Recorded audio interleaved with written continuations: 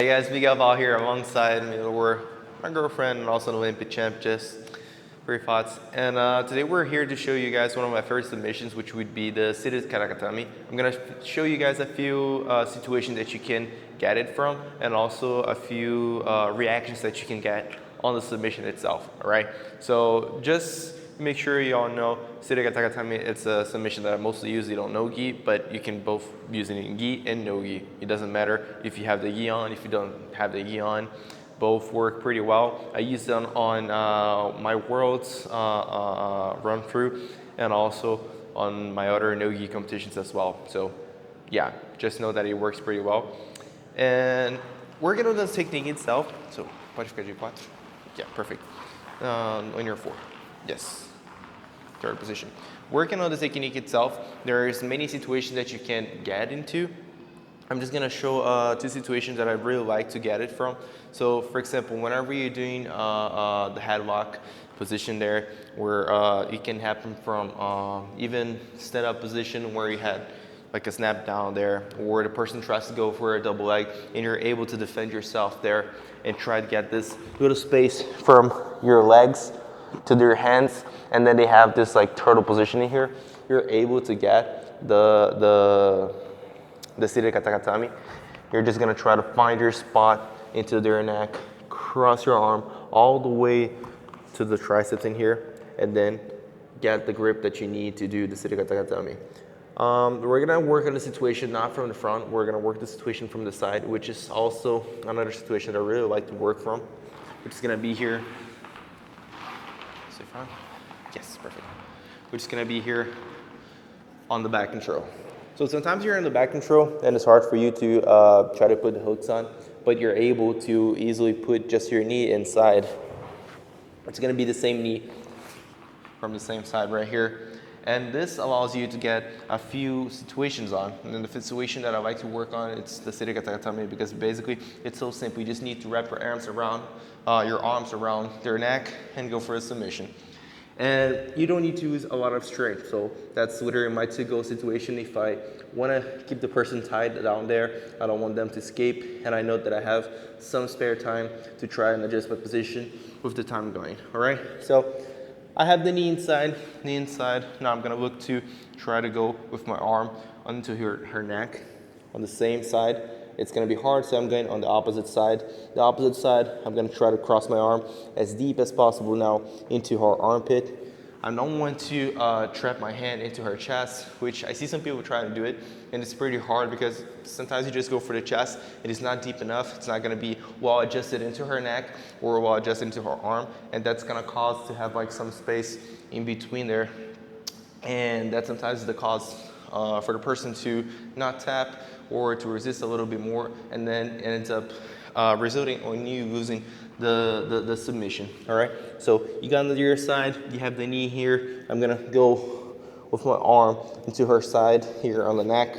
I'm gonna try to go as deep as possible to try to reach her armpit. And as soon as I get to her armpit, the thing that I'm gonna do is I'm gonna start putting, the pressure with my hips onto her arm and dropping myself to the ground sitting. So can you turn here back to the camera? No, here? A little bit, perfect, right here. So I had hook, arm is going in. Now I'm gonna start pressing and sitting. And you're gonna see I'm gonna have the first moment here that is very important in order for you to get the submission. So as I said before, arm's not gonna be on the chest is too weak. If you try to grab here and try to do the submission, you're just gonna be spending a lot of energy. So try to go as high as possible on this armpit. Sometimes, if I'm able to not get my first grip on, I just get this hand grip here into her armpit because I'm able to trap her very well, and I'm able to transition between positions. For example, I'm just like on a headlock, I can go for her back, I can go for sometimes a pass if they try to scramble with me there. So this allows me to have a lot of control over my opponent, but not like needing to access a lot of strength. So you see, I have my grip here on her armpit, my arms wrapped on her neck, and then now I have quite some time to work with her because I'm trapping her and keeping her in control on the situation. So if she tries to move, can you try to move a little bit? She's a little trapped because I have both my leg and my arm on each side. Now what I like to do is, basically I like to bring my hips as close as possible to her hips so I can start trapping her. But also the grip that I like to do is I don't like to do a palm up, palm down. Because this grip here, I feel like I don't have as much connection. You see there's like this little gap in my elbow here when I try to pull her. So this is not something I really like. I prefer to kind of like do a support hand on top of my top hand, on my bottom hand, because this allows me to literally just like bring my elbows close to my body and be very tight. You see the palm up, palm down. I get this little tiny space, and with my support hand on top, I can literally just like close the space and apply as much pressure as possible. Now, as soon as I have the grip as a supporter hand here, I'm gonna bring my hook that's on the bottom towards her hips, and this allows me to get a little more leverage to go for the Kata Gatame. Now I'm just gonna put my leg on top of her back, and then I'm gonna do the arch with my back and my head. So just to keep in mind that this top leg here is not gonna be dead, it's not gonna be just like staying on top. I need you to actually work with it. So you're gonna remove your hips from the ground using this top leg, and then instead of doing the regular movement where you do with the guillotines, where you need to try to take their chin into their chest by compressing here on top of her head, you need to actually extend a little bit more. So you're gonna pull your hips closer, and you're gonna arch your back a little bit, creating kind of like an extension on her neck and making them tap very easily, right? So once again, she's gonna be here on her side. I'm trying to get to the head, but I feel like I need to go for a submission sometimes, or I just don't have the spots to go for the hooks on the other side. So I'm just gonna put one knee inside, and I'm gonna start working on her neck. And goes over, opposite side. I'm gonna try to go as deep as possible to reach her armpit. Now I'm gonna start sitting and adjusting my arm even more. You're gonna see that my arm, as soon as I sit, it goes even deeper. And this causes me to close any remaining space that I had before in her neck. Now that I have the closed space with my arm, and I have the leg trapped in the other side of the arm, I can go with my top hand, just with the support hand, as I said before. And with the support hand, I'm just gonna lay back and bring my hook here on her hips. And as I said, I'm gonna bring my hips as close as possible so I can have a lot of leverage. I'm gonna pull my elbows towards me to close any space. Put the leg on top. This leg on top is gonna be my little helper. This is gonna help me, get a little more arch, a little more angle. And then I just need to close both of my elbows, but I'm not doing like the regular guillotine, where guillotines I try to take the pressure to her chest. No, I'm removing the pressure from her chest. I'm just, decompressing her a little bit. I'm stretching myself in the arch, bringing my head up, and then just gonna feel the submission and tap immediately. So that's the first situation that can happen. That's just like the regular submission.